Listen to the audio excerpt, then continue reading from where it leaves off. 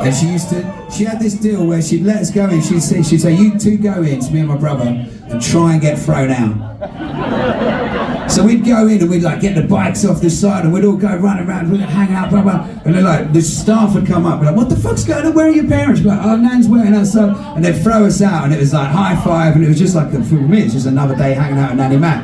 But like, and only a couple of weeks ago did I realise that the one thing me and my brother never did on those days is ask to buy something. I've got a kid now, I know what it's like being in a toy shop with a kid, they want to buy everything. Nanny Mac devised a way where we could go to a toy shop, have a great time, and leave without wanting to buy anything. And I was like, fucking, she was cleverer than I thought.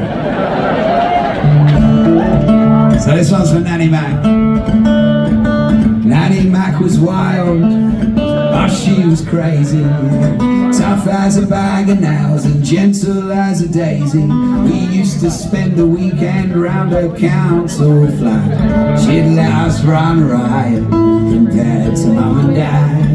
We only spent her pension on food and cigarettes. The rest she'd give to me and my brother cares. And she'd treat us every time she saw us, kiss us every time she left us, told us that we had our whole lives there.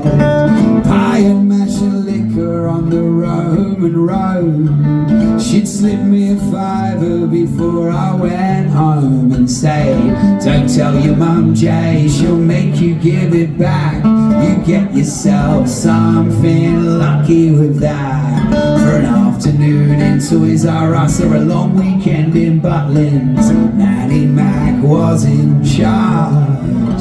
She was an old school rebel, up for a laugh. Oh, Nanny Mac was fun. She was resourceful, and if you kicked it over her fence, she'd keep your football. She'd sometimes steal an ashtray from the cafe down the road, only when she really needed it though. Well, she kept my old man in check and his old man too. Nanny Mac wore the trousers since the end of World War II.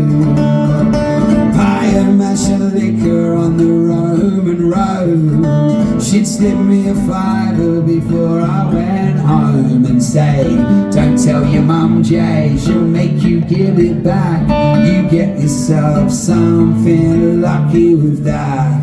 For an afternoon in Toys R Us or a long weekend in Butlins, Nanny Mac was in charge. She was an old school rebel, up for a laugh.